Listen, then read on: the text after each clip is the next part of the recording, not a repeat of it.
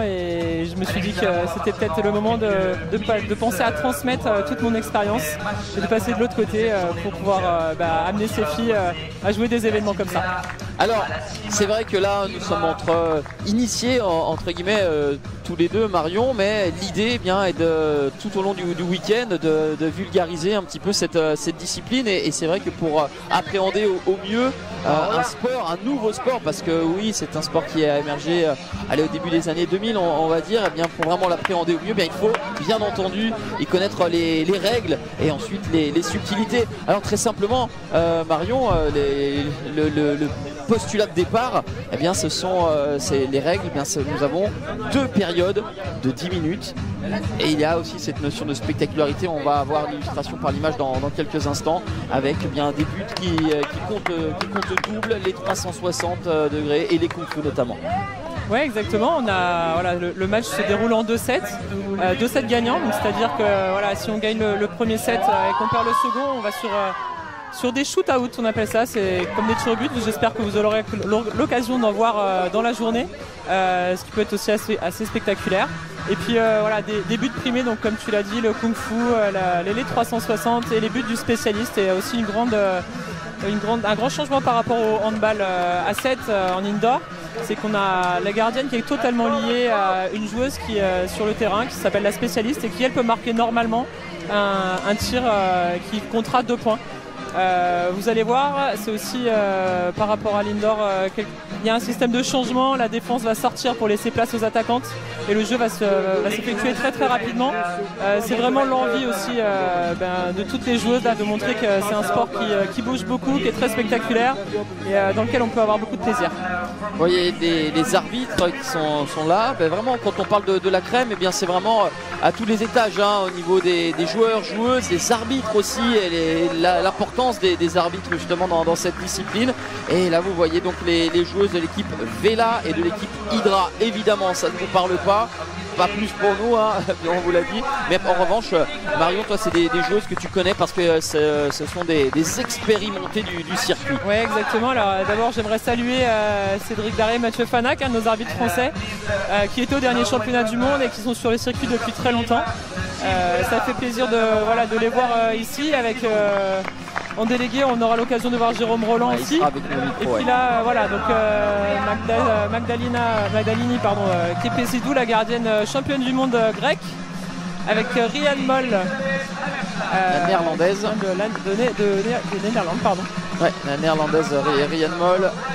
Et donc oui, comme ça vous allez vous en rendre compte, c'est un mix, c'est-à-dire qu'on va avoir des joueuses d'une même nationalité qui vont être dans des équipes différentes. Voilà, par exemple là on a la spécialiste, tu parlais de la spécialiste tout à l'heure, Renata Tsiki, qui est donc hongroise, et donc voilà, avec son maillot de la même couleur que celui de la gardienne. Lorsqu'elle sera dans le champ, ses buts, même des buts simples, seront primés et vaudront 2 points. La numéro 13 ici, qui vient de se positionner. Et Gisela Bonomi. Oui, c'est ça, Gisela Bonomi, l'Argentine qui a remporté les Jeux Olympiques de la jeunesse en 2018 avec l'Argentine. Ce sont toutes des joueuses qui pratiquent le beach handball depuis très longtemps, et on mesure en discutant avec elles et avec les garçons aussi l'importance que ce showcase a pour elles, qui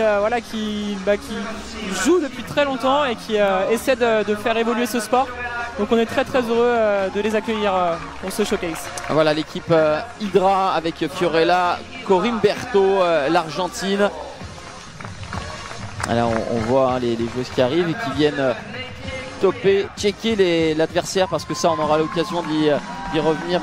Cette notion aussi de fair play. Bien sûr qu'il y a l'aspect compétition, même si ça n'est pas le cas durant ce week-end, mais on va avoir vraiment de belles marques de fair play. On a vu Meike Kruger, la néerlandaise, Renata Pires, la brésilienne, parce qu'on a ce qui se fait de mieux en Europe, mais également au monde, avec notamment, on a vu des Argentines, des Brésiliennes, Portugaises, voilà, énormément de nationalités sont représentées.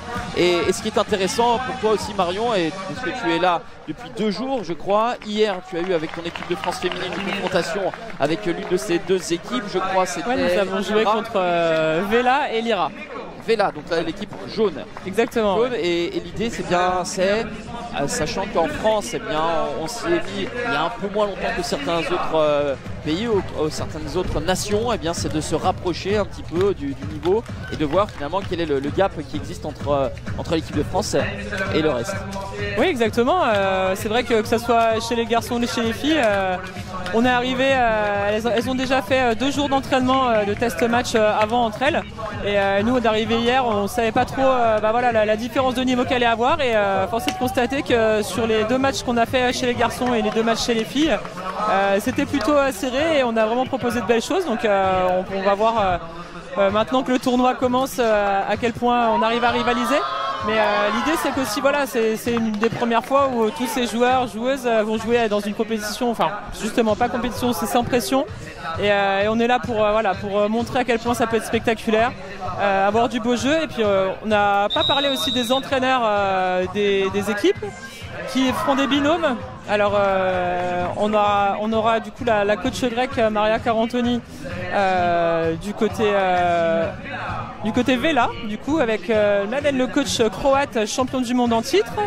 Maria qui a été championne du monde en 2018 avec la Grèce. Et puis de l'autre côté, on aura Aleksandar Novakovic, le coach allemand des filles qui a tout gagné depuis 2021 maintenant dans toutes les compétitions, que ce soit championnat d'Europe, championnat du monde, les World Games. Et puis les allemandes sont championnes en titre. Hein. Ouais, c'est exactement ça, ils ont une génération vraiment exceptionnelle. Et puis en coach B pour l'instant, Tamas Nokum. Donc on a vraiment la crème des entraîneurs aussi réunis pour ce showcase. Voilà, le countdown est terminé. Voilà, l'entre-deux pour le coup d'envoi. Voilà, ça se fait comme ça aussi. Ça, c'est voilà, on vous rajoutera un petit peu les subtilités, les règles au fur et à mesure. Et donc, l'engagement se fait par un entre-deux façon basket, avec donc le ballon qui est en train de circuler dans les mains des joueuses de l'équipe Vela. Et maintenant, on va compter sur toi aussi pour nous décrypter un petit peu les décisions des arbitres. Une chose très importante, les contacts sont, on va dire, proscrits. On essaie de les limiter au maximum. Ouais, l'intérêt c'est surtout de protéger les joueurs quand on est dans des rotations sur les 360. Donc normalement il y a 0 contact autorisé. Les seuls contacts qui vont être autorisés c'est voilà, sur des passages en force où vraiment on essaie de voilà, que ça soit avant la rotation quoi qu'il arrive pour protéger les joueurs. Là on a vu Jimena Laguna de 360 qui va passer au-dessus. Allez, c'est le premier match hein, de ce week-end. Il va falloir prendre ses marques tranquillement et puis prendre ses marques aussi avec ce revêtement, parce qu'on ne va pas épiloguer dessus, mais vous l'avez constaté, nous sommes à Paris, vous avez sans doute suivi la cérémonie d'ouverture hier des Jeux Olympiques. Il ne fait pas excessivement beau, on n'a pas un temps estival sur Paris. Il a plu hier, il a plu ce matin. Là pour l'instant ça s'est calmé, tant mieux, mais ce qui rend un petit peu le terrain moins souple. Et là on vient le voir avec encore ce tir à rebond, ce tir qui va passer à côté. Ouais, c'est vrai que même au-delà du terrain, c'est la balle qui est très glissante, donc on va peut-être voir un petit peu d'échec au tir tant que le temps sera un petit peu humide. Mais voilà, faut se dire que c'est la même chose pour les deux équipes et elles vont essayer quand même de nous proposer de très belles choses. Voilà justement l'exemple d'un passage en force. À partir du moment où on est dans l'intervalle en premier, c'est nous qui gagnons. Allez, voilà le 360 réussi par Jimena Laguna. Et on va voir par rapport à ce qu'on peut proposer en France où on a encore un petit peu de retard au niveau technique. C'est beaucoup de kung-fu aussi sur les joueuses sud-américaines. Elles ont vraiment l'habitude de remettre en kung-fu et c'est quelque chose que ça nous fait plaisir de voir à quel point ça peut être efficace. Ouais, le poteau qui a été trouvé et qui va sauver la gardienne Patricia Encinas. On a vu Marion, alors ça aussi, comme ça on va pouvoir décrypter les différents styles de jeu que l'équipe de Vela, il y avait vraiment du jeu direct et je crois d'ailleurs que ça a été des consignes qui ont été données par l'IHF, puisque c'est un tournoi, un showcase démonstration qui est quand même chapeauté par l'IHF, évidemment avec toute l'organisation, les savoir-faire de la Fédération française de beach handball, mais on a vraiment cette volonté bien de faire découvrir cette discipline au public. Et donc sur la réunion technique on nous a dit mettez du rythme, mettez de l'engagement, et là elles l'ont bien compris. On voit du côté de Vela, dès qu'il y a un ballon perdu c'est dit directement on a une joueuse qui est à l'autre bout du terrain avec du jeu rapide. Ouais, c'est une arme très forte hein, le jeu rapide. Et puis voilà, vous avez vu maintenant un petit peu le système de changement à partir du moment où il y a une joueuse qui doit sortir très vite pour faire rentrer une autre. Des fois il y a des petits retards qui peuvent être constatés. Donc là vraiment les deux équipes sont bien rentrées dans le match. on voit qu'il y a déjà des choses qui se font. Et après, je voulais aussi préciser que voilà, les All-Star Team ont été faites de telle façon qu'il y a des joueuses qui ne jouent pas forcément à leur poste. Par exemple, là, le numéro 3 en défense, qui fait plus d'1m90, c'est la pivot de l'Allemagne, qui est exceptionnelle en attaque et qui là voilà, va commencer à jouer en défense. Et on verra souvent des joueuses qui vont aller à chaque poste. Et ça, c'est aussi voilà, une des particularités des Stars, c'est qu'elles ont tellement de beach derrière elles qu'elles peuvent aussi varier. Et là, le tir de spécialiste. Un spécialiste, donc on en parlait tout à l'heure, cette joueuse avec le maillot même couleur que la gardienne. Si elle avait pu marquer la portugaise, Cristina Morgado, ça aurait été 2 points, mais elle a été touchée, contact, donc un penalty qui vaut 2 points également. Exactement, ouais, le jet de 6 mètres, du coup, ça sera au beach, ce sera un jet de 6 mètres qui vaut 2 points. Avec, on disait que de nombreuses nations étaient représentées, avec Jijuan Du, chinoise, qui a transformé ce penalty et permet donc à Hydra de mener 4-2. Tentative de coup, c'était compliqué, on a préféré remiser avec ce ballon pour la spécialiste. Voilà, magnifique. Très bel arrêt. Parce que ça aussi, on peut en voir des séquences comme cela, Marion, parce que on commence à le comprendre. Si vous nous rejoignez, eh bien, on a une gardienne, 3 joueuses de champ, et à partir du moment où l'équipe qui a défendu passe en mode attaque, eh bien, c'est la gardienne qui sort pour y ajouter une joueuse de champ supplémentaire. De fait, la cage est désertée à chacune des attaques. Exactement. Et là, on voit que la pluie commence à s'intensifier un petit peu. Ça va être de plus en plus compliqué, voilà, de tenir la balle. Donc c'est une des situations dans le beach handball voilà, qui peut des fois nous pousser à tirer normalement, même pour une chose normale, qui donnerait juste un tir à 1 point. Mais des fois, c'est ça, c'est plus compliqué en tout cas de faire des 360 et de tenir la balle jusqu'au bout. Donc on est censé voir un petit peu plus de kung-fu encore pendant cette période. Là, ce que l'on vient de voir, c'est une superbe intervention du pied de Magdalani Kepessidou, la gardienne grecque, qui est sauvée par ses montants ici. Et là, très vite, là, on va effectuer les rotations avec Elisabeth Hammerstadt, la norvégienne, qui va sortir pour laisser place à Patricia Shepa, la brésilienne. C'est vrai que quand on regarde un petit peu le palmarès de toutes ces joueuses, et ce sera la même chose pour les garçons, ça en fait pas lire plus d'un, tellement elles ont d'expérience, vraiment. Ouais, là c'est bien fait, et puis comme tu parlais d'expérience, de polyvalence, et des joueuses qui n'ont pas l'habitude d'évoluer ensemble. Elles se connaissent bien entendu dans le circuit, mais c'est quand même sympa ça. Imagine toi à ton époque, s'il y avait eu des tournois comme cela dans le handball traditionnel, de faire des All-Star Teams, même lorsqu'on n'a pas l'habitude de jouer ensemble, on parle le même langage handball, ou beach handball en l'occurrence. Oui, exactement, c'est ce qu'on a échangé un petit peu avec les joueuses quand on est arrivé, c'est que voilà, il faut qu'elles arrivent à mettre des choses en place, mais les qualités techniques elles les ont, donc c'est d'autant plus facile voilà, de se mettre en accord. Et puis on voit quand même qu'il y a une culture un petit peu sud-américaine qui transparaît, et puis le mélange des deux avec la culture un petit peu plus européenne. C'est vraiment hyper intéressant à voir, et ça fait plaisir de voir ce mélange, et je pense que pour elle ce sera aussi super enrichissant d'avoir vécu ça. Voilà, c'est bien arraché Patricia Encinas, la gardienne espagnole, pour empêcher ce ballon de pénétrer dans sa cage. Vela, l'équipe jaune, mène 6-4 face à Hydra, et oui, ça va rentrer, elle aussi elle s'est arrachée offensivement pour permettre à son équipe de revenir. Carolina Pires, la brésilienne. Et Marion, tu faisais état du jeu un petit peu sud-américain, européen. Comment on pourrait synthétiser le style de jeu à l'européenne et à l'âme sud? Je pense que voilà, en Amérique du Sud, que ce soit les Brésiliens et les Argentines, on voit, comme je l'ai dit au début du match, il y a beaucoup de kung-fu, et c'est voilà, beaucoup de petites remises, de petites extra-passes. Ouais. Et c'est autorisé, et c'est vraiment très dur à mettre en place, parce qu'il faut une capacité technique voilà, des joueuses à remettre des ballons, à être dans les bons timings. Et puis en Europe, on commence à voir un petit peu ça s'inspire forcément des meilleurs. Hein. Donc c'est vrai que le Brésil à l'époque était championne du monde aussi. Mais c'est peut-être encore plus tranchant. Et voilà, en Europe aussi, on peut distinguer plusieurs types de jeux avec par exemple des Espagnols ou des Portugaises qui sont peut-être un peu plus tranchantes. Et puis un jeu de tout ce qui est Scandinavie à partir de l'Allemagne et la Scandinavie, un petit peu plus en verticalité avec plus de kung-fu et des plus grands gabarits. Donc c'est vrai que c'est intéressant de voir tous ces mix. Allez, pendant ce temps-là, le penalty transformé par Patricia Chepa. 2 points supplémentaires pour Vela.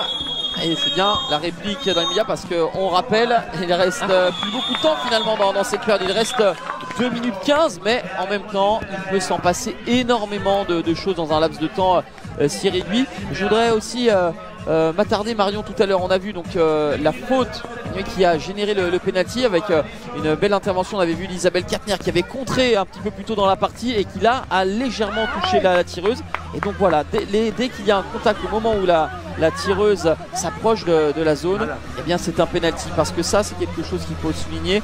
Les contres, voilà, comment on peut contrer, comment ça s'articule le contre justement. Ouais, c'est vraiment à partir du moment où il y a contact, même à la retombée, là par exemple elle lui retombe dessus, en fait il faut estimer que l'espace de la joueuse qui est en train de tirer, il est protégé et que le défenseur n'a pas accès à cet espace-là.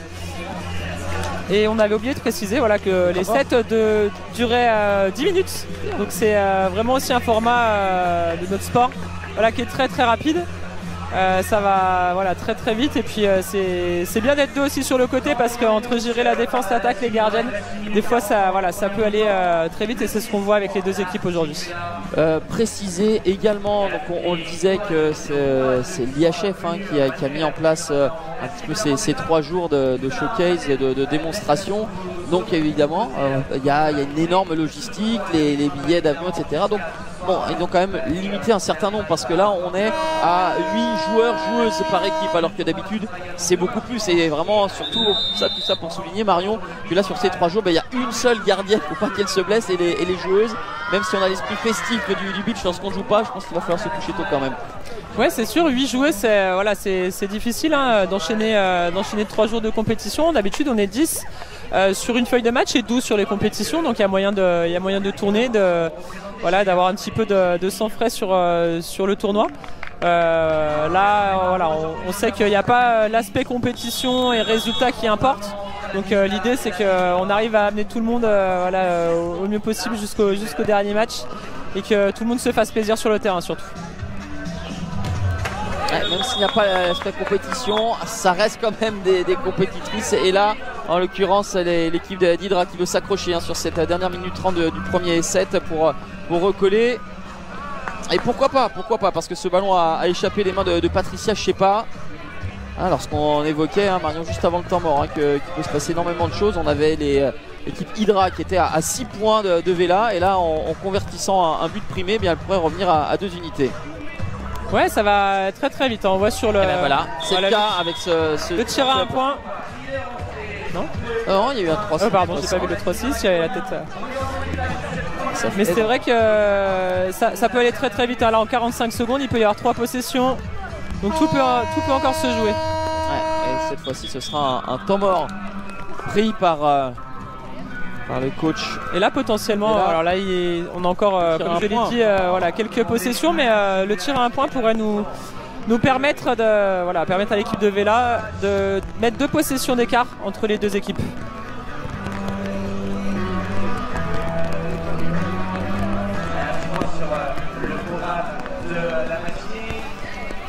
Sur ce match qui a commencé en faveur de la team Hydra. Ce sont les garçons de la team Akira et la team Korean. Alors vous précisez également qu'en marge de cette démonstration de beach handball, bien, nous sommes ici à stade du Gauchel à Créteil, à 20-30 mètres de la maison du handball et tout autour il y a des stands avec des jeux pour les enfants couverts, je précise aussi, parce que là avec la pluie qui s'intensifie un petit peu, on a envie que ce soit une fête. Bon, alors il faudra un petit peu manger notre pain noir aujourd'hui. En théorie demain et lundi ce sera un petit peu mieux au niveau climatique. Et là, il y a quand même quelques personnes courageuses qui sont venues un petit peu braver voilà, cette pluie. Le tir à un point.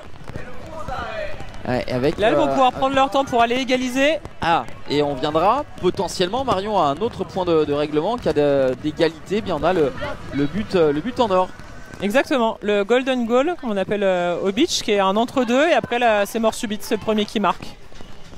Ouais, on n'y est pas encore là, on est une équipe d'Hydra qui essaie de trouver la solution, qui ne viendra pas, la fameuse extra passe, et là la solution n'a pas été trouvée, le 360, et là sans doute c'est ce but et ces 2 points supplémentaires et qui vont permettre donc à Vela de remporter ce premier set, cette première période 16-12, sans avoir eu le sentiment vraiment que cette équipe de Vela a été supérieure, a ultra dominé. Elle a su se montrer un petit peu plus à droite et décisive que son adversaire, et notamment avec un jeu plus fluide, plus simple et donc plus efficace. Ouais, c'est ça, malgré les conditions. Là, c'est vraiment celle qu'on réussit le mieux à être à droite, comme tu l'as dit, devant le but. C'est vrai que voilà, et les matchs de beach handball ne peuvent être arrêtés qu'en cas d'orage, pluie diluvienne, ou alors s'il y a vraiment trop de vent. Mais là, instantanément, tu as un souvenir d'une compétition que tu as disputée en tant que joueuse ou coach, où il y avait vraiment des conditions drastiques comme ça? On a été obligé d'arrêter des matchs sur mon premier Euro à Zagreb en Croatie, parce que justement il y avait des orages. Et on avait dû reprendre le lendemain, je crois qu'il nous restait 4 minutes dans un match pour finir le match.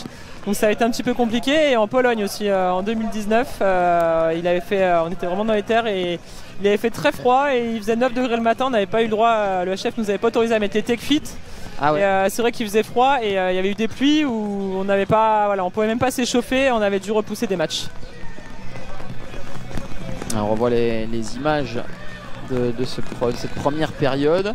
Oui, on va monter gentiment en régime, et puis bon, on va pas se le cacher, c'est vrai que cet après-midi ou demain, lorsque les conditions seront un peu mieux, un peu meilleures, le niveau le sera tout autant. C'est la fin du premier set. Marion a l'occasion de préciser parce que là on va revenir à 0, ça fait donc un set à 0 pour Vela. Et c'est ça aussi la particularité du beach handball, même si Hydra a perdu le premier set, même s'ils ont quand même bataillé, admettons bien qu'une équipe passe complètement au travers, elle perd un 20 à 8, eh bien on revient à 0, et c'est ça la différence, une des différences fondamentales par rapport au handball traditionnel, où si bien on rentre mal dans sa partie, on est mené à la mi-temps de 6-7 buts, c'est très difficile de remonter. Là, eh bien on repart à 0, et la team Hydra peut viser de gagner ce deuxième set et amener donc son adversaire vers les fameux shoot-out dont tu parlais en préambule. Ouais, exactement. Et puis voilà, on n'a pas expliqué aussi qu'en fait pendant le match, voilà, les équipes vont rester du même côté de zone de changement, c'est-à-dire que l'équipe Hydra sera toujours face à vous par rapport aux caméras, et l'équipe Vela de notre côté. Par contre, les gardiennes vont changer. Donc c'est-à-dire qu'une fois on aura la zone de changement à gauche et une fois on aura la zone de changement à droite, ce qui change énormément dans la dynamique de l'équipe, parce que ce ne sont pas les mêmes choses qu'on peut jouer forcément d'un côté ou de l'autre, avec la latéralité des joueuses aussi. Donc il y a vraiment des fois où on va perdre le premier set peut-être de 4-5 points, et puis le deuxième on va le gagner de 12. Il n'y a rien qui est fait, et c'est vraiment un deuxième match qui commence. En tout cas, on est vraiment très content d'accompagner sur Handball TV cette promotion de la discipline du beach handball. Peut-être vous avez eu l'occasion de nous suivre. Il y a eu les European Beach Tour de Lacano, qui est un tournoi qui commence à être de plus en plus coté et réputé, où on avait de mémoire, Marion, retrouvé l'équipe portugaise et espagnole en finale notamment. Peut-être vous avez picoré un petit peu durant le week-end à Châteauroux avec la Coupe de France des territoires. Et également aussi Châteauroux, tu étais même avant cette même Coupe de France, Marion, puisque c'est un spot à Châteauroux où il y a, et ça aurait été quand même assez sympa pour les joueurs et joueuses aujourd'hui, c'est un spot couvert, et c'est là où il y a les rassemblements récurrents avec les équipes de France filles et garçons. Oui, on avait fait un rassemblement déjà l'année dernière, et cette année aussi on y est allé au mois de juin. Il y a 2 terrains couverts avec une structure vraiment exceptionnelle qui a été créée. Donc on avait pu participer à ça. Il y avait les intercomités jeunes qui étaient organisés le week-end dans le même temps, et vraiment ça faisait plaisir de voir autant de monde du beach français au même endroit. Et puis on aura l'occasion aussi à la Maison du Hand maintenant, il y a un terrain couvert qui a été créé, donc on a l'occasion aussi de venir ici.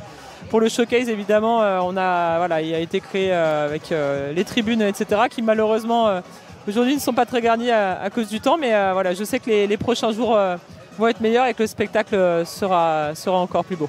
Tu parlais des intercomités, donc des jeunes. J'aime à trouver des transitions. Il y en a une qui est magnifique. Les jeunes, les U16, Marion, qui ont brillé, qui ont ramené une médaille lors du dernier championnat d'Europe à Varna en Bulgarie. Ouais, ils ont fait une très très belle compétition. C'est la première fois que le beach handball français a ramené une médaille. Et c'est vrai que c'est aussi le futur. Déjà en équipe de France senior maintenant, on commence à avoir que des joueuses qui ont participé aux équipes jeunes. Je pense à la génération 2000-2001 qui avait commencé le championnat d'Europe en 2018 et qui maintenant, les 3 joueuses qui font figure d'anciennes dans l'équipe. Mais c'est vrai que c'est encourageant de voir les bons résultats. Et puis derrière, avec les seniors sur le HF Beach Handball Championship qui sert de qualification pour le prochain Euro.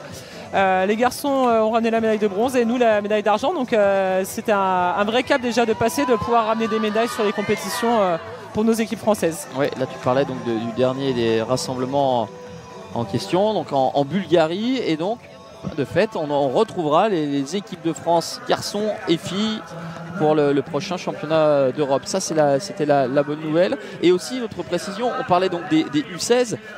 Dans le handball traditionnel, on a différentes catégories. Là, tes U16, s'il y en a qui sont déjà mûrs, entre guillemets, mais tu les récupères directement. Il n'y a pas de catégorie intermédiaire entre pour l'instant. C'est ça. Pour l'instant, on n'a pas 2007, je crois. Là, en tout cas, dans ce showcase. Au showcase, et là, on avait 2 joueuses de 2007. Ça reste jeune, mais elles sont tellement talentueuses pour leur âge qu'elles méritent d'être ici. Et on verra. Pour l'instant, les U16, elles vont aller au mondial l'année prochaine déjà, et ça va leur permettre d'acquérir beaucoup d'expérience. Allez, c'est reparti pour cette deuxième période avec l'entre-deux qui a été remporté par la team Vela. Avec donc, Marion le disait, les meilleures joueuses du circuit. Et là, une qualifiée de légende, Line Christensen, la danoise à numéro 33, qui régulièrement fait office de meilleure buteuse dans les compétitions internationales. C'est la meilleure buteuse au niveau européen en activité, et vraiment le Danemark qui avait été aussi champion d'Europe il y a quelques années, donc c'est une grosse nation aussi, que ce soit chez les garçons ou chez les filles.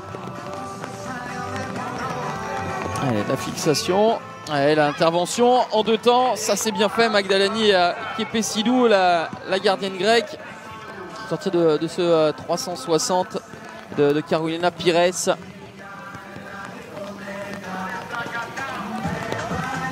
Tiski. Allez, on va essayer de fixer d'un côté pour ensuite terminer dans le secteur central.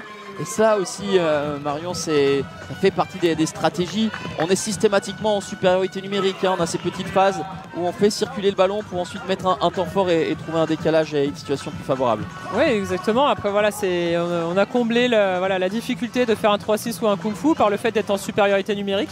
Et c'est quelque chose qu'on doit exploiter au mieux. On verra toujours des joueurs et des joueuses qui vont essayer d'aller chercher un intervalle qui n'est pas le leur, mais normalement les solutions c'est déjà trouvé, et c'est à la défense de proposer des pièges et des manières de jouer qui poussent l'attaque à faire le plus difficile en tout cas. Voilà, on a eu le but de la spécialiste, et donc 2 points inscrits par la Team Hydra grâce à Cristina Morgado, portugaise, qui elle c'est un peu moins exotique de venir en France puisqu'elle évolue en France tout le reste de l'année. Oui, exactement. Elle joue à Clermont depuis plusieurs années. En D2. En D2, exactement. Donc ça fait plaisir aussi de voir qu'elle peut venir pratiquer et qu'elle a le niveau pour être dans cette All-Star. Allez, pas de faute après ce 3-6 de Carolina Pires. Et l'opportunité pour la team Vela de reprendre les commandes. Voilà, on a vu ces rotations perpétuelles. Sortir de la phase défensive et à la récupération du ballon.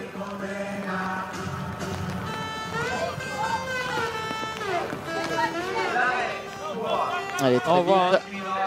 Le petit c'est beaucoup plus simple, justement, là, ce que je disais. Line Christensen qui est à l'aile gauche sur les kung-fu, c'est un petit peu moins sa spécialité, c'est moins fluide que quand on voit une Argentine et une Brésilienne faire une fin de montée de balle, où le kung-fu fait partie de leur ADN beach en tout cas. Et là c'est un kung fu un petit peu plus complexe et qui n'a pas abouti avec l'intervention de Patricia Encinas. C'est vrai, quand je vous parlais des compositions des équipes aussi, hein, en défense là du côté de Hydra, la numéro 7, hein, Michael Kruger, était la meilleure ailière droite du dernier championnat du monde. Et Izzy Katner la meilleure pivot, je crois. Donc c'est vraiment exceptionnel aussi de les voir à ce niveau-là en défense. On voit qu'au beach, elles sont aussi hyper complètes. Ouais, c'est vrai, lorsque l'on voit aussi là se dresser devant vous là, le grand gabarit d'Isabelle Katner, là, son 1m90.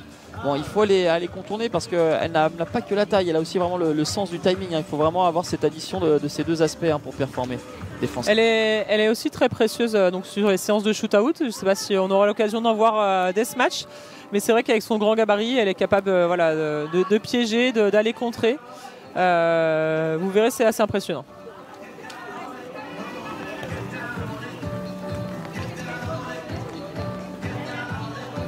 Elle va changer d'aile justement, Line Christensen sur le côté droit avec la spécialiste. Ouais, là on sent véritablement qu'on est en train de monter en régime, hein. On vous disait pas ça tout à l'heure pour rester, pour vous teaser, mais il y a eu un début, allez, en mode diesel, et là dans ce deuxième set on sent déjà qu'il y a davantage d'intensité. Ah oui, c'est sûr, voilà, ça restait des conditions physiques difficiles comme je l'ai dit, et là les filles elles essaient de trouver des solutions. Comme là on voit on a la situation du coup avec la numéro 5 de Hydra et le beau contre, on n'en avait pas parlé encore. Il y a un système de jeu qui nous permet d'avoir une joueuse qu'on appelle une runneuse. Et là la numéro 5 du côté d'Hydra va faire l'attaque et la défense, c'est-à-dire que là elle joue au centre et elle va aller défendre sur le poste d'ailière gauche de l'autre côté. On appelle ça runner ou runneuse lorsqu'on fait runner ou runneuse, ouais, pour les filles. Lorsqu'on effectue les deux tâches. Et c'est assez rare ça pour le coup, il faut le souligner. Autant on ne verra peut-être un petit peu plus chez les garçons que chez les filles, mais vous voyez là, quand on parle de la polyvalence aussi, Patricia Shepa qui est capable d'aller contrer et qui vient d'intercepter une petite balle avant. C'est vraiment hyper intéressant de voir ce niveau-là ici aujourd'hui. C'est la bonhomie, l'Argentine, qui permet à Vela de grignoter un petit peu son retard et de revenir à 2 points. Ah, dommage. Et là on voit que voilà, elle sort. Elles ont fait souffler. C'est difficile, hein, d'être runneuse, donc souvent là on va les voir sur 2-3 attaques peut-être, 2-3 défenses.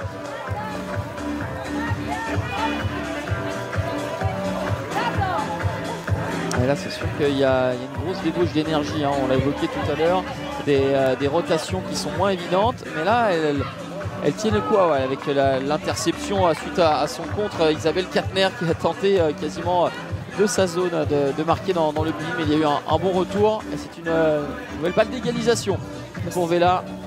C'est plus facile à faire quand la balle ne glisse pas, hein. Ils ont plus l'habitude de shooter de loin.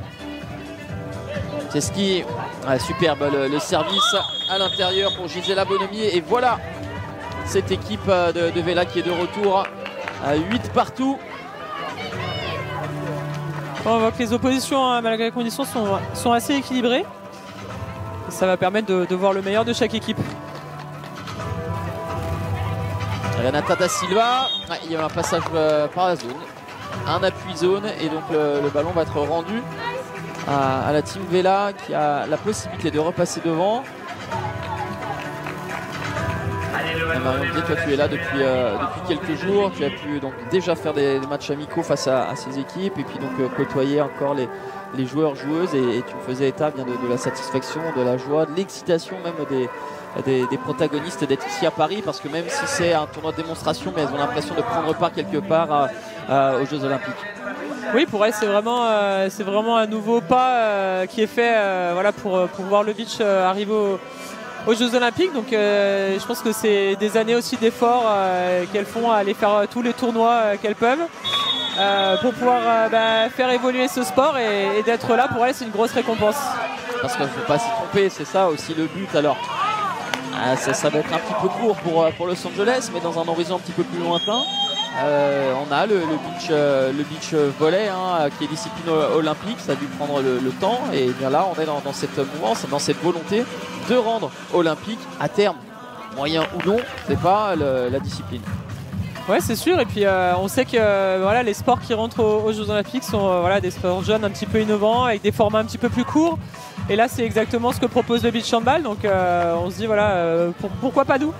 Et je pense que l'IHF avec la Fédération française et le Comité olympique ont vraiment fait quelque chose de grand, de pouvoir nous inclure dans cette grande fête que sont les Jeux Olympiques à Paris en 2024.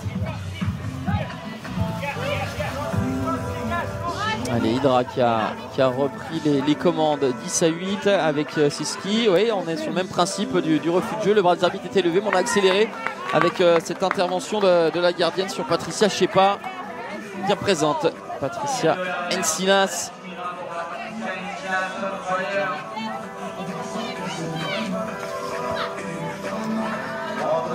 Voilà, la dernière minute hein, qui est toujours vraiment hyper importante et on voit que là, les passes n'arrivent plus. Hein.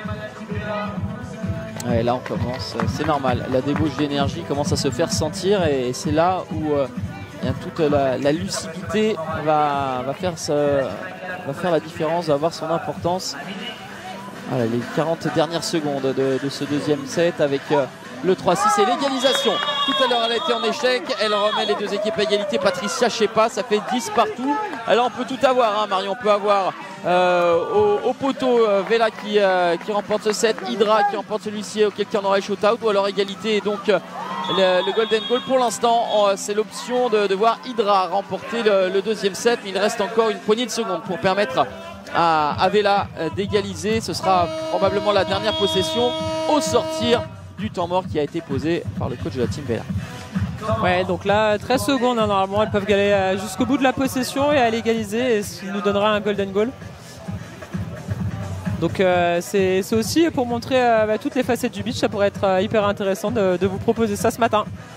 Ah oui, si on a le shot-out, si vous ne connaissez pas, on vous a donné le terme à plusieurs reprises, mais en gros ça sera encore mieux de le voir à l'image. Mais rapidement, eh bien, c'est une joueuse à qui on lance une contre-attaque en quelque sorte et qui va défier la gardienne adverse à l'autre bout du terrain.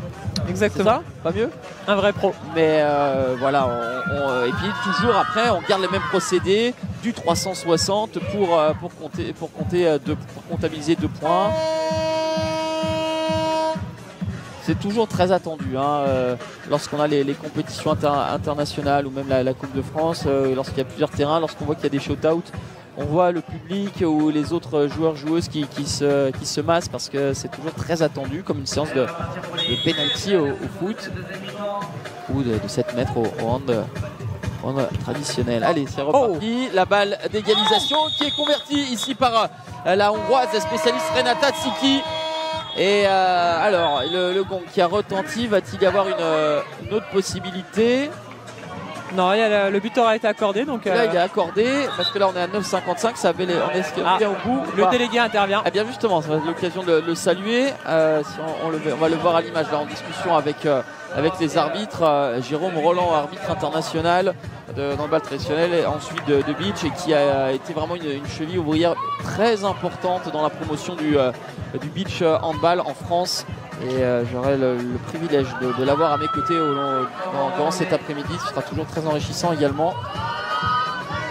Alors là, donc, et donc il nous restera 5 secondes pour un tir à un point voilà, du côté d'Hydra. Alors donc c'était un temps mort qui a été posé juste après le but encaissé, hein, c'est bien ça? Apparemment.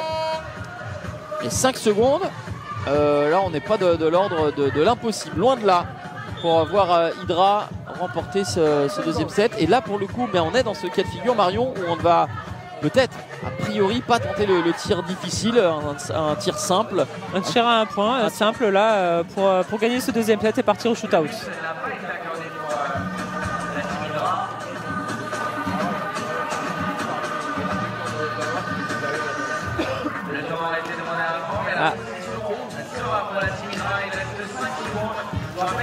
On voit que les options vont prendre. Ouais, alors on voit Christian Morgado qui demande à sa partenaire de se rapprocher. Morgado, voilà, qui met le ballon au sol. Ah, c'est dommage.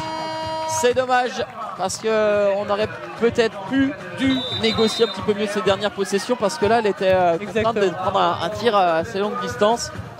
Et là on va enchaîner tout de suite avec le golden goal, et on voit que Izzy Katner, hein, donc l'allemande, va se confronter à Gisela Bonomi.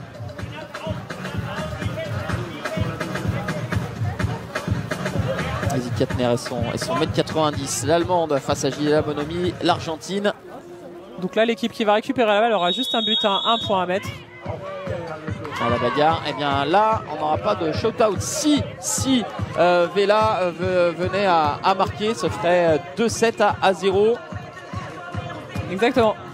Je sais pas, avec Renata Siski qui renverse de l'autre côté. Ouais, c'était difficile, hein, cette transmission vers Laguna. On fait voyager le ballon sur les... Là le bras est levé, et on va falloir aller tirer. Allez, le tir simple, et voilà le but en or qui a été inscrit par Patricia Chepa, la brésilienne, qui permet donc à Vela de remporter ce deuxième set 13 à 12, 2-7 à 0 pour la team Vela. Hydra peut avoir quelques regrets quand même, Marion. Oui, je pense que là, voilà, Hydra déjà avait un petit peu manqué son premier set. Et là, bon, ça se joue à rien. Et je pense que voilà, les filles ont le sourire. Elles savent qu'elles ont fait un match dans des conditions difficiles. Et que voilà, le principal là, c'était d'arriver au bout de ce match. Malheureusement pour Hydra, elles n'auront pas réussi à concrétiser leur supériorité sur le deuxième set. Ah ouais, sachant qu'elles avaient à sortir du temps mort, 5 secondes de la fin, le tir simple, 1 point à mettre pour remporter le deuxième set. Allez, comme on le disait, c'est un showcase, c'est un week-end de démonstration, et là la démonstration a été belle, hein, pour une mise en route. C'était déjà quand même assez alléchant, et ça nous donne une illustration de ce que l'on va avoir tout au long du week-end.